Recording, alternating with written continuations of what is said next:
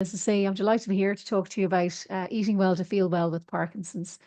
Um, so, just to kick off, one of the kind of key areas that is one of the biggest issues for people with Parkinson's is with regard to constipation.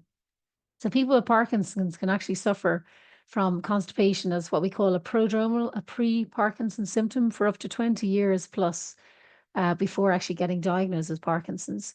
And then it can be an ongoing problem when you do develop Parkinson's. And what's really important is to keep regular bowel movements, and I'm going to explain why now. So when you take majority of people, probably 99% of people would put on a medication called levodopa, which is basically the exogenous dopamine to replace the dopamine we have lost because by the time you're diagnosed with Parkinson's, you've lost up to 60% of the neurons that produce dopamine that help us with our movements. Um, and so we need this tablet to help replace that dopamine that we've lost. So the thing about the dopamine is that when you take the tablet, it has to go through a long journey before it gets to your brain. So firstly, it has to go past the back of your throat, um, down your esophagus. It has to go into your stomach. Then it has to travel to your intestine, your small intestine, where basically it's absorbed and it travels around the bloodstream to your brain. But at the same time, also foods get broken down in your stomach and are absorbed in your intestine as well. And there's bacteria that build up within the small intestine and the large intestine. And you've probably heard of the term the gut-brain axis, and there's a lot of theories with regard to now that Parkinson's may start in the brain or start in the gut. And one of the things about bacteria in the bowel is that if there's a buildup of less healthy bacteria, that can interfere with the absorption of your levodopa because it actually can eat your levodopa tablets. That's reducing the amount that's available to transfer into your bloodstream and around to your brain. And also, when you have constipation, that less healthy bacteria is allowed to kind of build up more. So by keeping the bowels regular, you're actually helping to sort of keep the gut bacteria sort of more balanced. And also constipation can lead to a reduced absorption of your levodopa medication as well.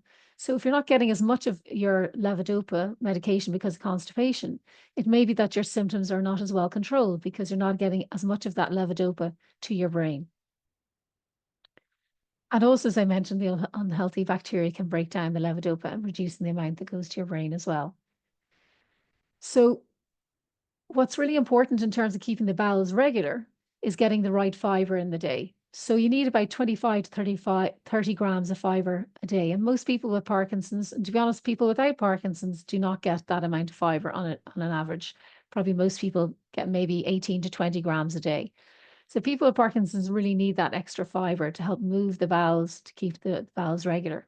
But what's important is the type of fiber. So it's getting the right combination of soluble and insoluble fiber.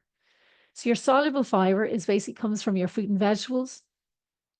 So gives you an example here of what a serving of fruit and vegetables is. So you want to be having a minimum of 5 servings, 7+ servings combined between fruit and vegetables a day. Also, in terms of your soluble fiber, comes from your pulses, chickpeas, kidney beans, lentils, black-eyed peas, all the different legumes, and then also from your porridge oats as well. It's a good source of soluble fiber. And soluble fiber basically gives a kind of gel consistency to the stool, so it helps it to kind of move more easily. Then you've got insoluble fiber. It's what we like to call as nature's natural broomstick. It basically helps to move the stool out of the bowel. So ideally what you want is your fiber foods to be brown in color. So if they're all white, it means that generally speaking, they're going to be lower. Your meals are lower in fiber.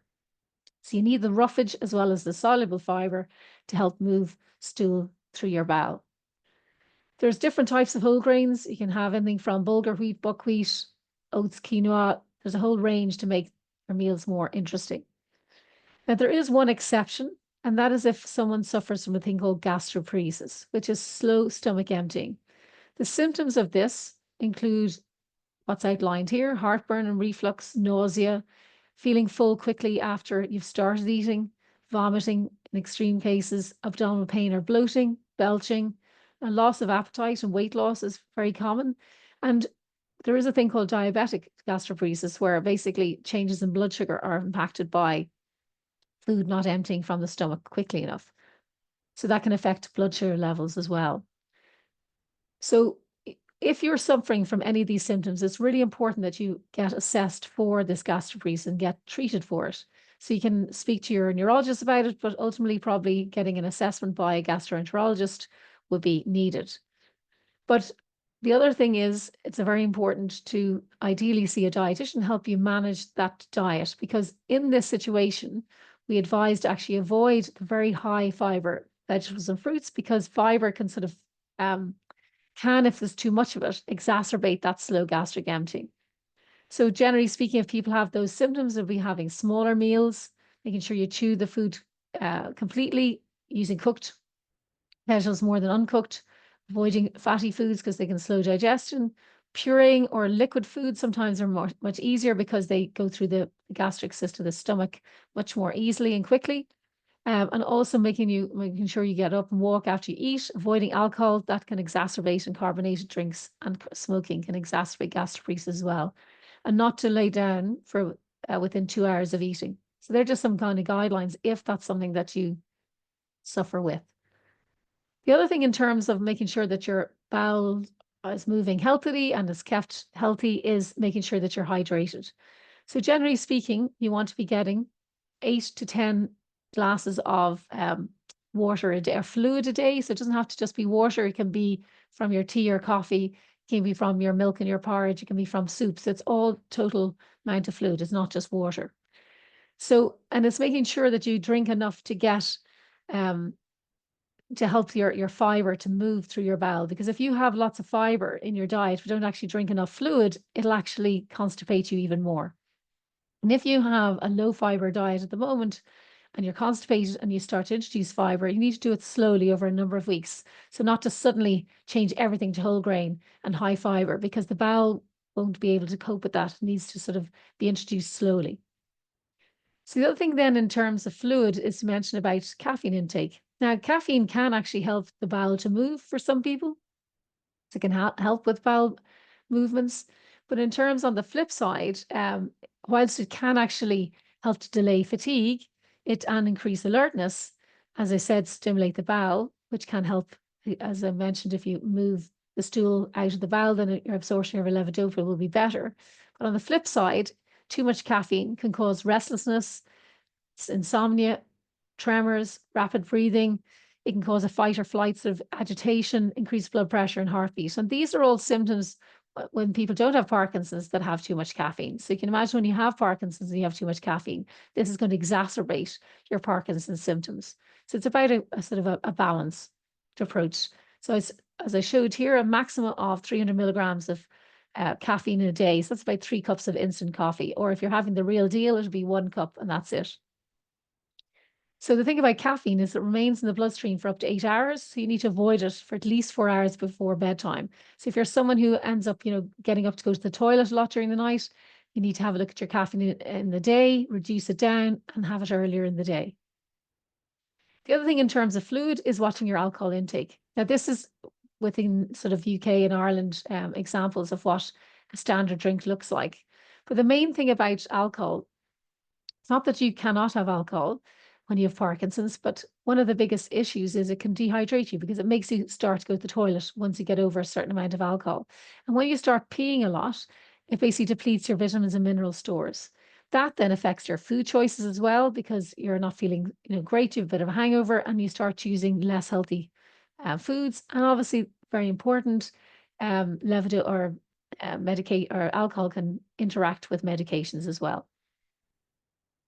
So the other important thing about moving the bowel is to make sure that you exercise it. So exercise can really help with having bowel movements as well. So the bowel is, very long and it needs a lot of movement. And because, with Parkinson's, muscle movement can be slow, we need to exercise every part of our body, including our bowel. The other thing then in terms of constipation is the use of probiotics. People will often ask, should I take a probiotic or not? If increasing fiber, fluid, and taking regular exercise have not helped constipation, you can consider a probiotic. but it needs to be one that's actually been evidence-based to show that it has an improvement in terms of constipation and Parkinson's.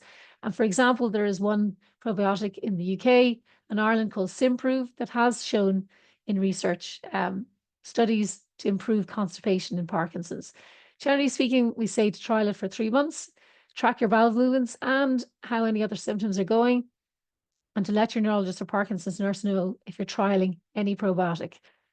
The thing about probiotics is they can actually potentially exacerbate situations or symptoms for people, because people with Parkinson's are known in the majority to have high levels of bifidobacteria and lactobacillus. And there are two common bacteria that are found, or probiotics that are found in off-the-shelf probiotics. And so there is a concern that this could actually be feeding the situation in terms of basically the lactobacillus and the bifidobacteria like to eat the levodopa. So, and it's shown that the longer people are on levodopa, the higher the level of these bacteria are. So we think that maybe it's like a self-feeding sort of circle. So the other thing then is in terms of laxatives, people are often worried about taking laxative. But the thing with Parkinson's is, to a certain extent, we already have a lazy bowel. So sometimes we need to have a laxative to move that bowel. So again, if you're increasing fiber, fluid, and taking regular exercise and it's not helping, you can also consider laxative treatment. And there's different types of laxatives. And if one doesn't work for you, there are other options for you to trial. And again, to speak to your neurologist or PD nurse or GP about those laxatives. What I would say is there was a study by two pharmacists in the UK. I actually went over to take part. It was a microbiome study, but they did a paper on the impact of certain laxatives on Parkinson's. And they actually show that people who are on laxatives improve their rigidity symptoms, so the stiffness symptoms. And actually, this is something I've never experienced really myself, but recently I had a lot going on. My daughter had her communion, my son graduated from college or school. There was a lot going on, and I probably wasn't watching what I was doing as I normally do. And I was thinking, why am my symptoms felt worse, particularly the rigidity, the stiffness of movement. And I was thinking, what's going on? And I realized that actually I was constipated. And I got on top of my diet again. Things started moving again. My rigidity has improved. So that's obviously a case of one. But this particular study actually showed that taking a laxative, again, to keep on top of that constipation, actually improved rigidity symptoms in people with Parkinson's. Also, in terms of microbiome, which is basically the bacteria environment in our gastrointestinal tract, and it basically is from our nose, mouth, right down to our anus. But in terms of microbiome, particularly within in the sort of intestinal system and the stomach, there are certain bacteria that can interfere with levodopa absorption. So Helicobacter pylori is actually associated with the risk of developing Parkinson's, and it can still appear during Parkinson's. And it actually is in the stomach, and it interferes with levodopa absorption. And then you've also got the fact that it interferes with vitamin B12, causing vitamin B12 deficiency, which I'm going to speak about.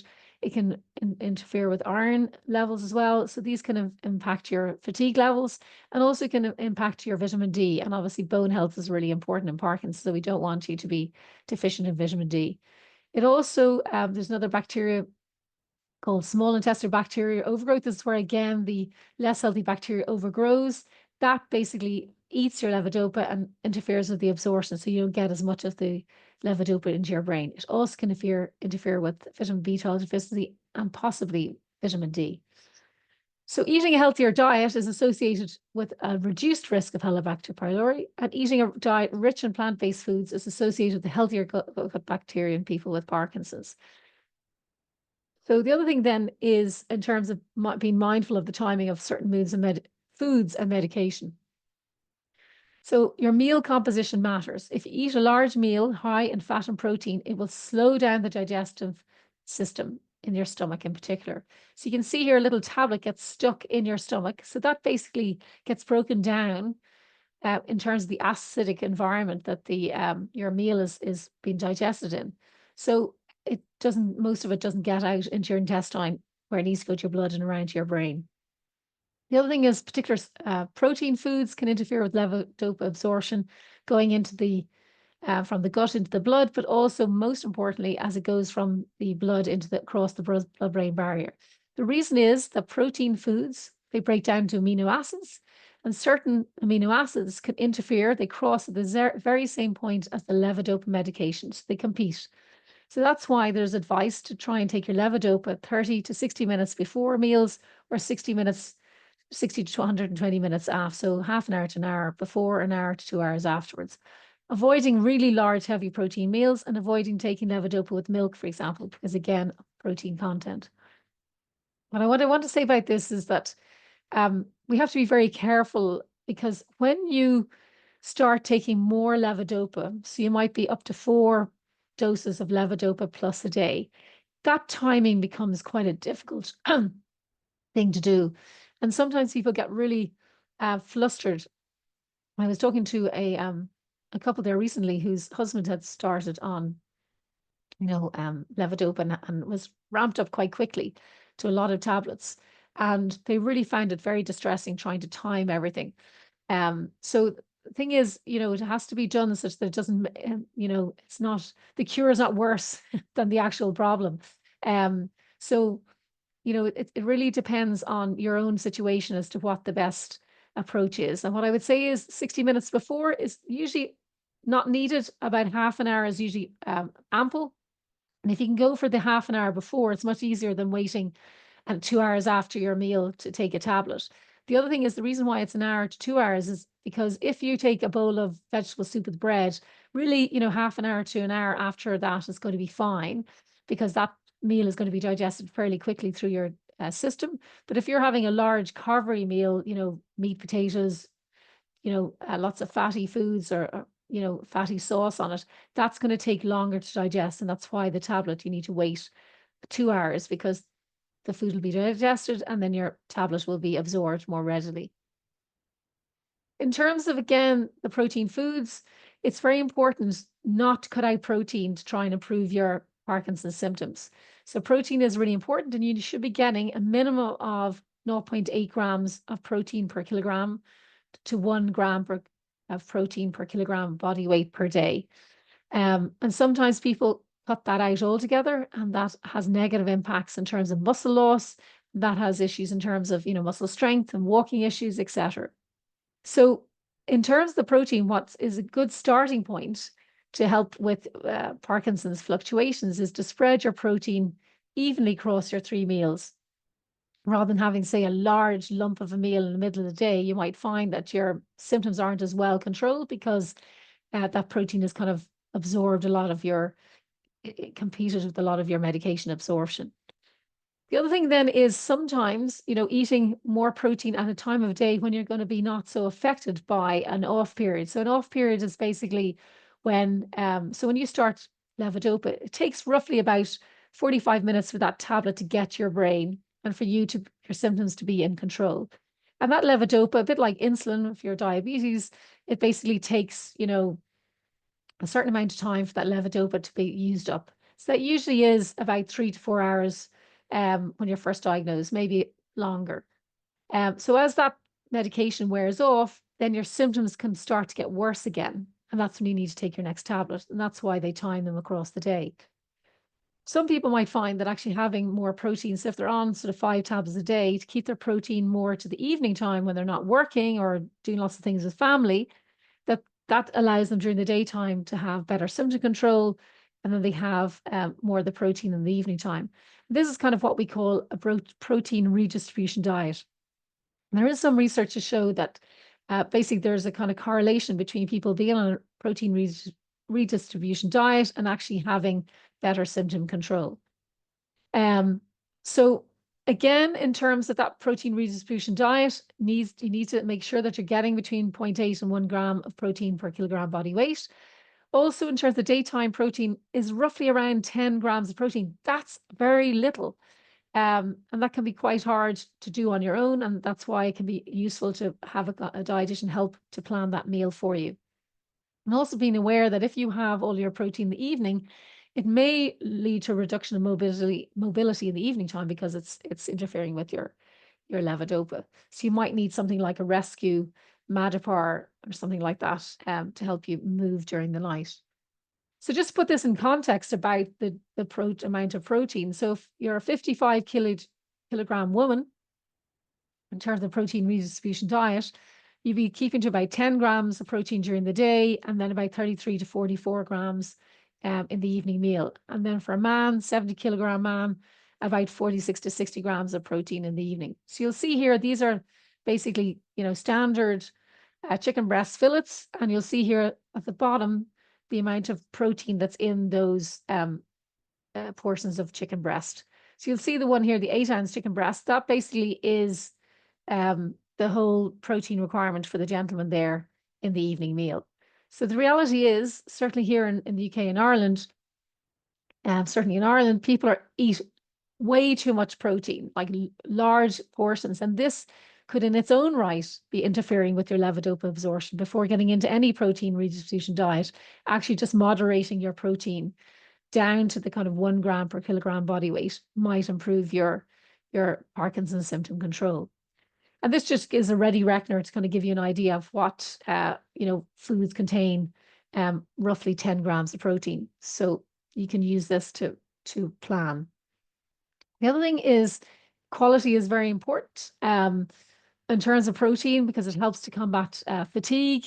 It's good for your immune function. It helps you to retain muscle mass, and it also helps to make dopamine. So that's why it's very important not to cut out protein. It's about getting the right amount. So the other very important thing for people with Parkinson's is to make sure that you eat like a Mediterranean. But I'm just thinking, before we crack on with this bit, I might hand back in terms of doing the movement break, I think. Thank you, Richelle. And now I would like to introduce Barbara to facilitate our movement break. Yes, thank you. And I'm honored to be here, especially because there's Richelle. We were just chatting the other day.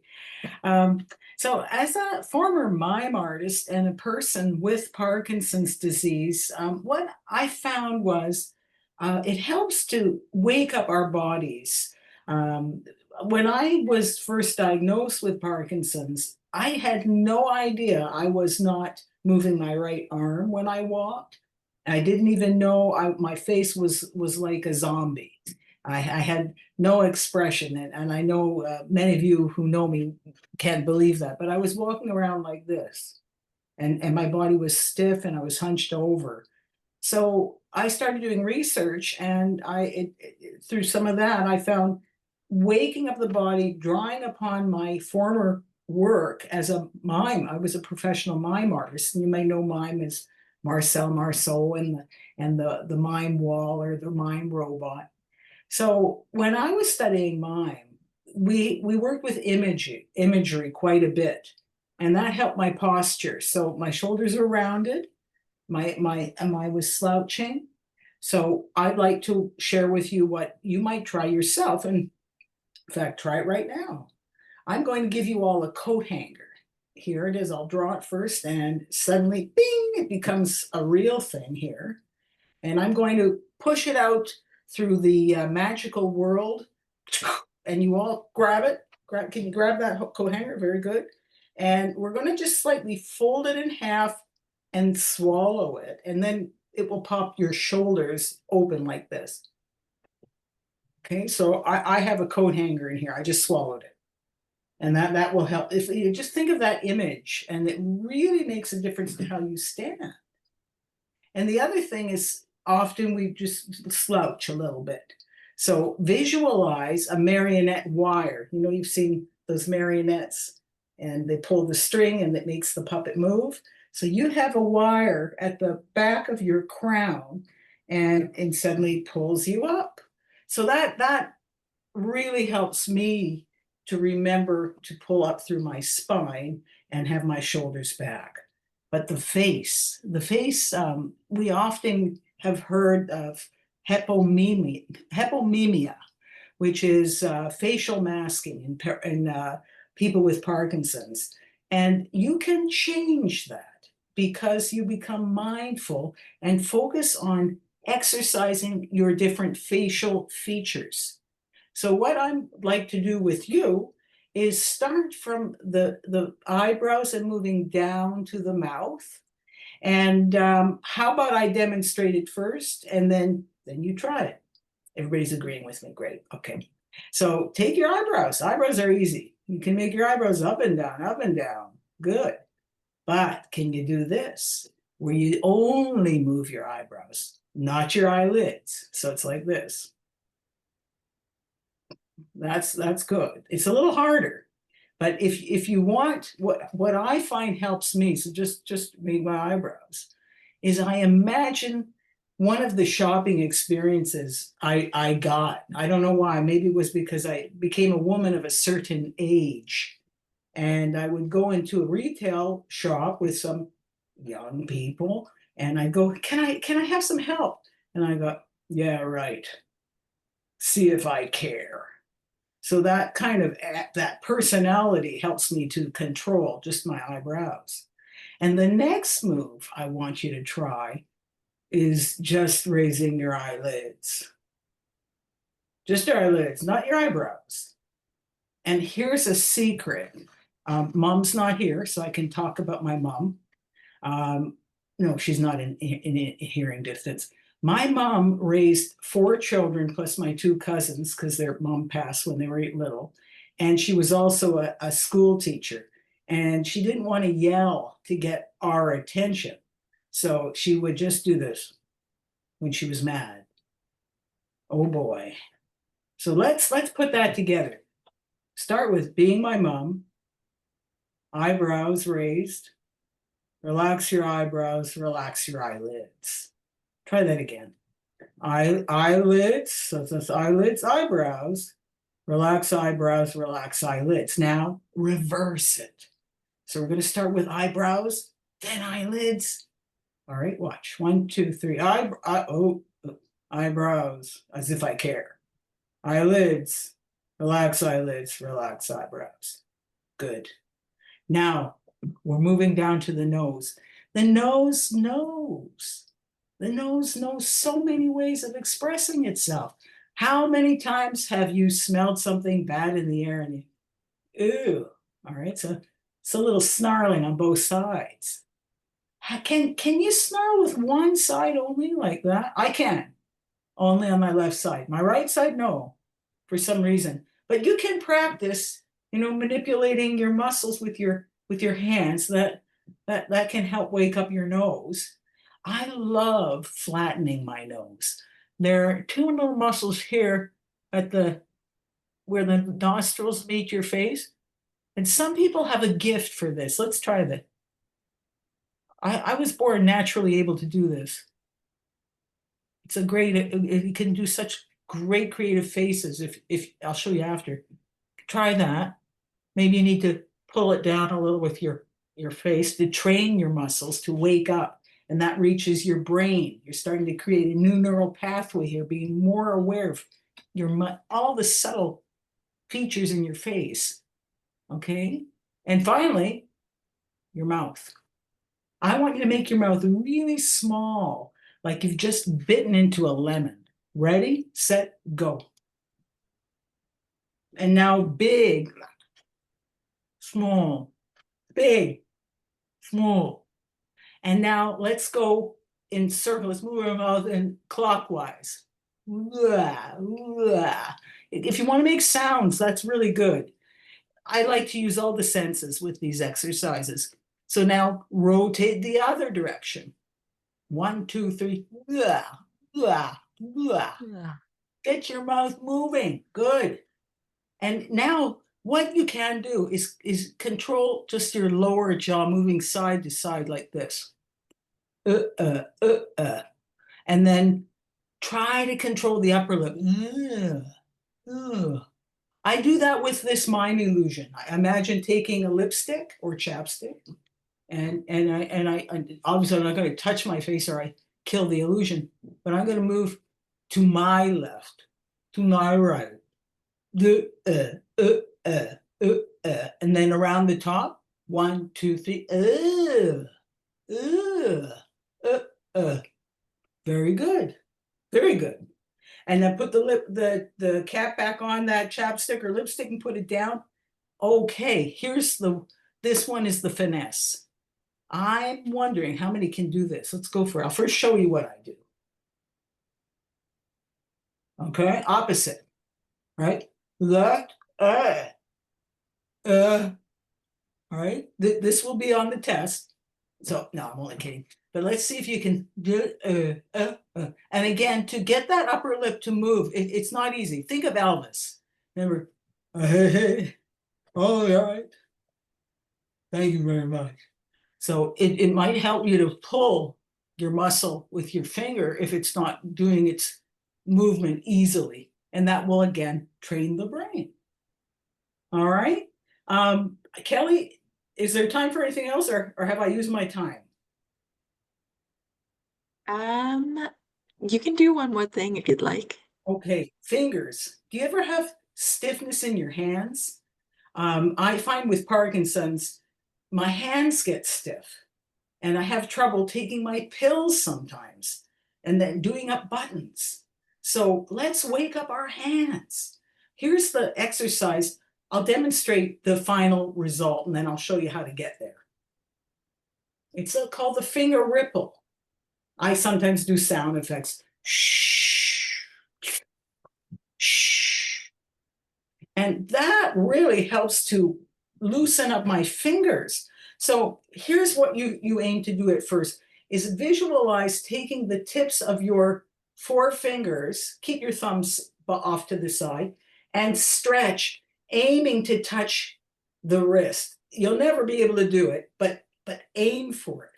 And you'll get a real good stretch in your hands. Okay, you can do both hands at the same time. So the fingertips aim to touch your wrists.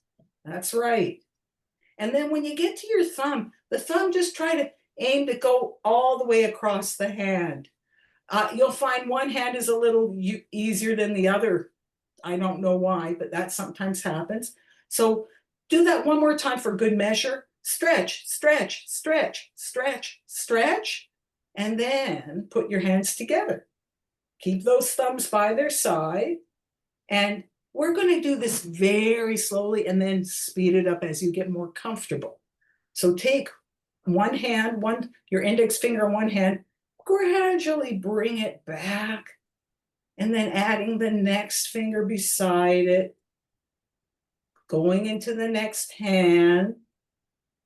Okay, so now all the fingers are closed, and the last finger that shut, I want you to open that and gradually add the next finger beside it into the next hand.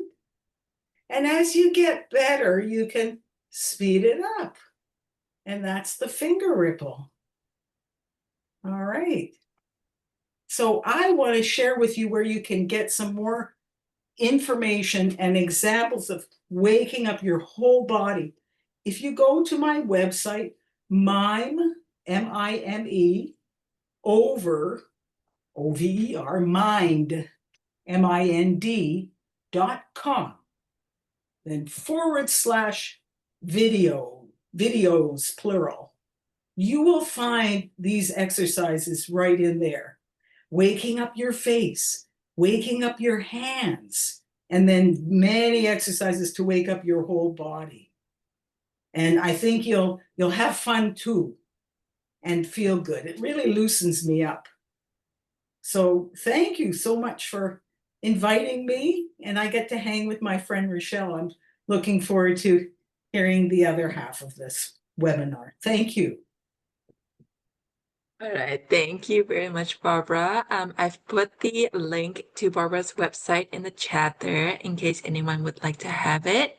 And now I will pass it back over to Richelle for the rest of the webinar. Thank you. Okay. Hoping you're seeing the full screen there. Thanks a million, Barbara. That was fantastic. I was talking there about the importance of eating like a Mediterranean. So people often ask me, what is the best diet for Parkinson's? And by far, the research is showing that the Mediterranean diet is the one that is good for people with Parkinson's.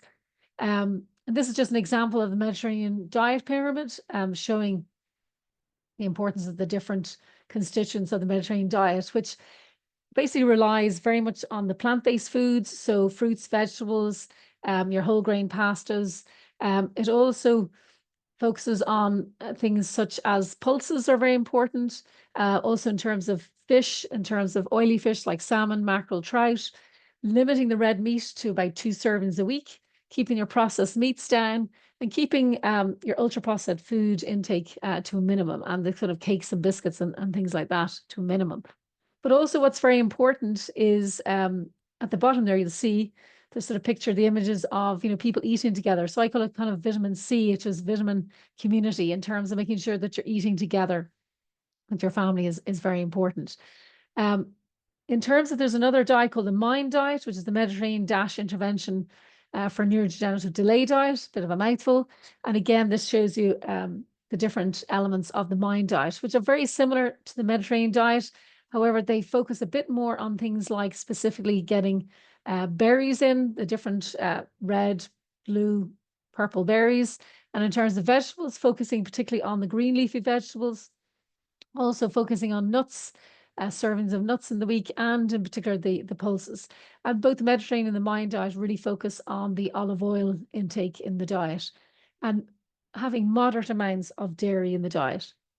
So this kind of gives you an example, and I'm not going to go through it on the basis of time, but you'll see the differences between the two styles of Mediterranean diet. What's very important about the Mediterranean diet is color. So the more color you have, the better in terms of what we call phytochemicals or phytonutrients that you're getting. And with Parkinson's, there's a lot of research to show that it's more an inflammatory condition, and these phytochemicals help to fight that inflammation in Parkinson's. So making sure that you're getting plenty of color on your plate is going to make sure that you're getting more of these warriors to help us battle Parkinson's. So just on I mentioned about ultra processed foods, there actually was a study that came out very recently that showed that people who took a large amount of processed foods in their diet had a higher risk of developing Parkinson's. And, without a shadow of a doubt, having a lot of ultra processed foods in the diet also affects Parkinson's symptom control and potentially progression as well.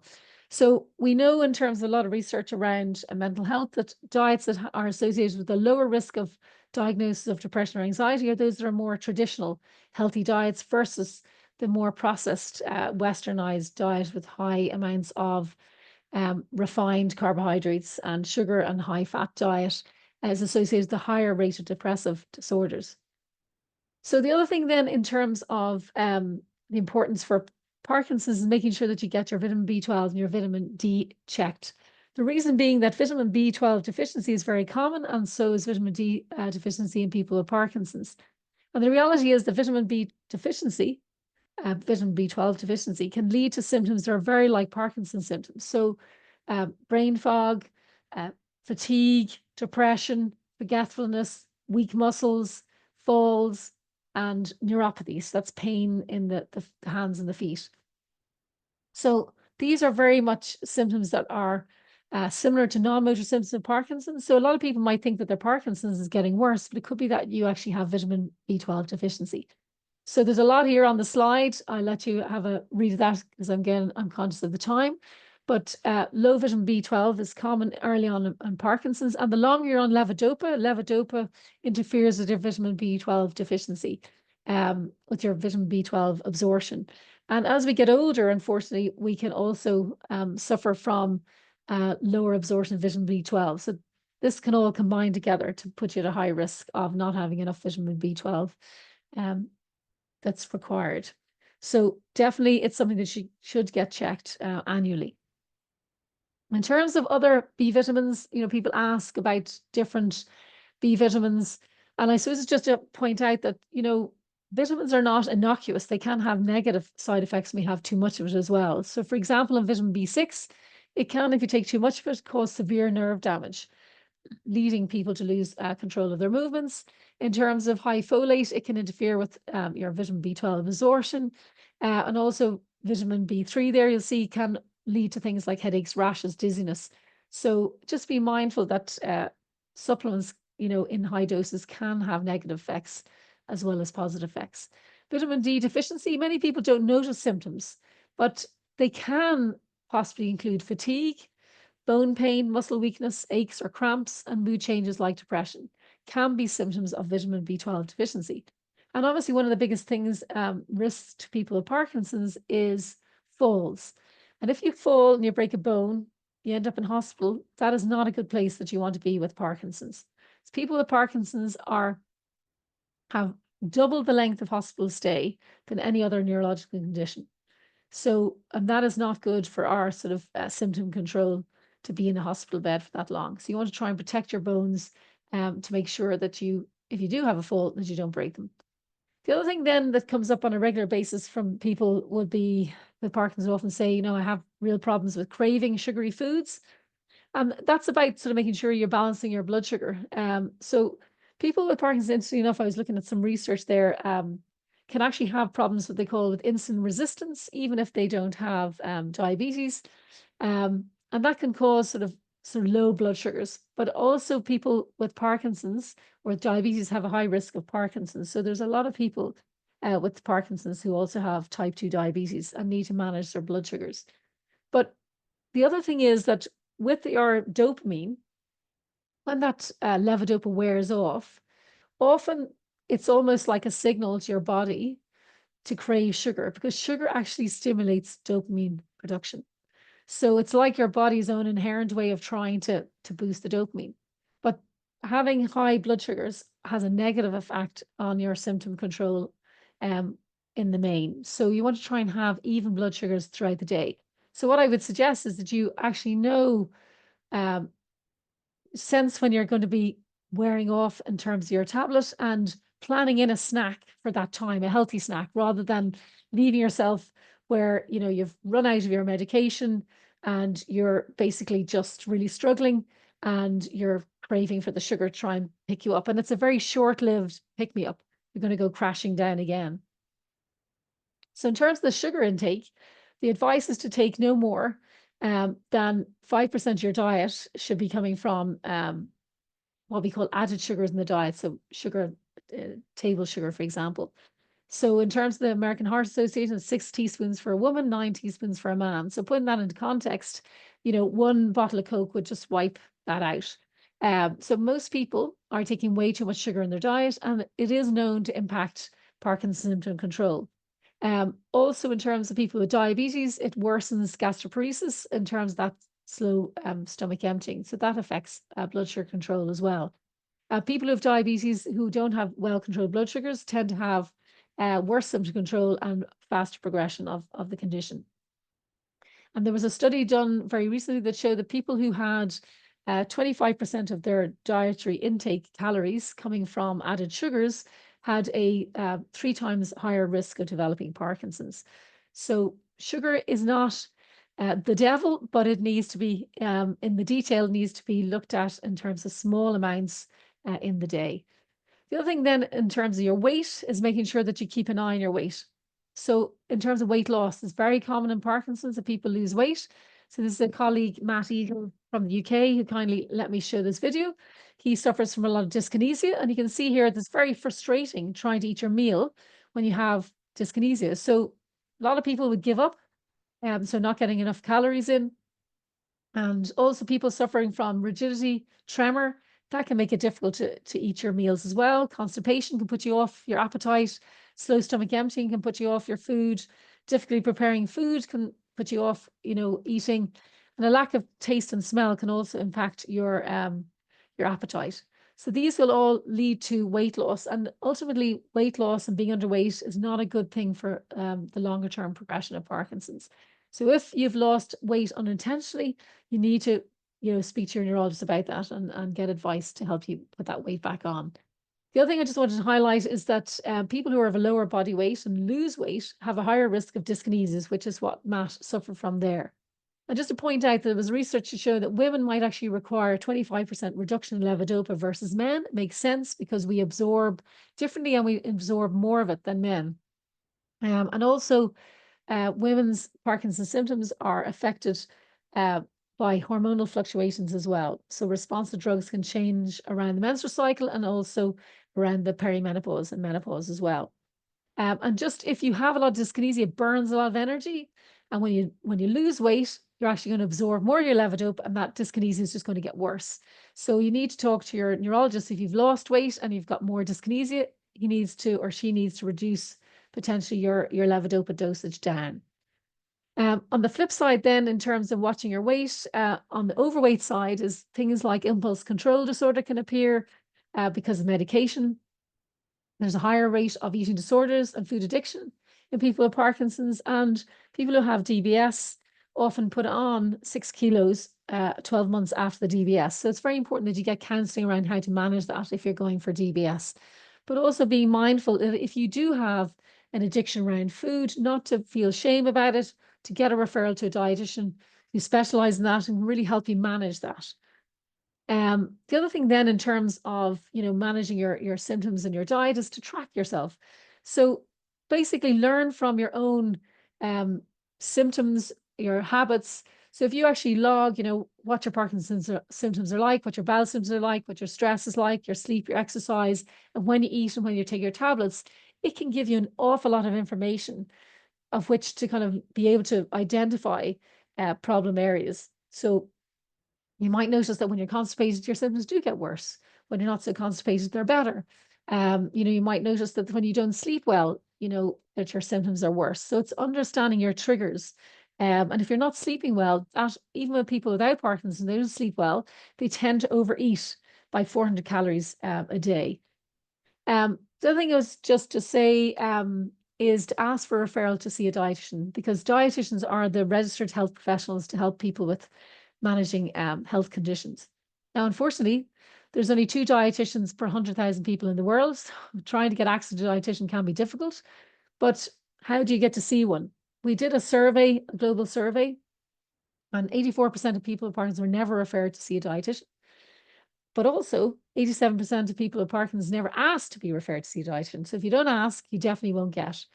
So it's very important that you ask for a referral to a dietitian, but also there are probably private dietitians that you can see as well.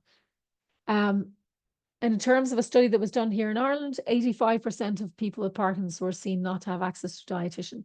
And from all the talks I've done, I'd say that's fairly accurate, because I always ask the audience, how many people have seen a dietitian, and usually it's about, 10% of the people. So request through your neurology team, through your general practitioner, your PCP, through community health centres, or there's private options as well.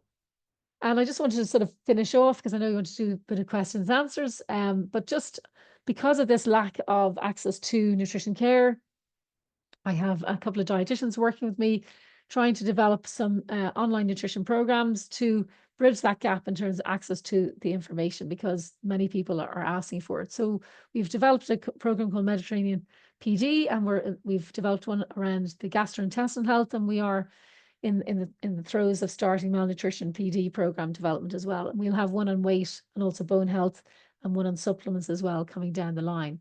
So just wanted to highlight the Mediterranean PD program that we developed. We actually got some innovation funding from Parkinson's UK to test pilot, and we got very positive feedback about the program. So we'll be launching it very shortly. But this is what we found the program benefits came back from the feedback: was increased nutrition knowledge, understanding the role of nutrition in Parkinson's.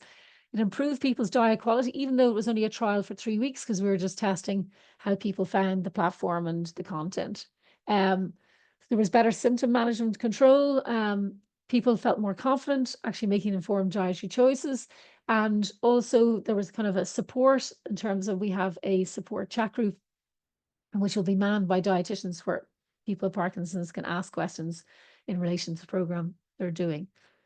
So that's it. I'm just going to leave it there. I'm thinking 5 minutes for questions.